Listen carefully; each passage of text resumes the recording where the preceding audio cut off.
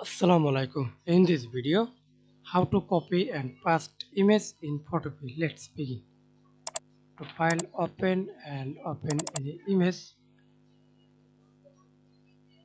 Again, create a new file. See this image. Copy full image. Press Ctrl C or press Ctrl A. Then press Ctrl C. Copy image and paste here. Click a new layer. Press Ctrl V. See this? Paste. Another way. Select, press Ctrl C, press Ctrl V. That's it. Thanks for watching video. Please subscribe to my channel, like, comment, share.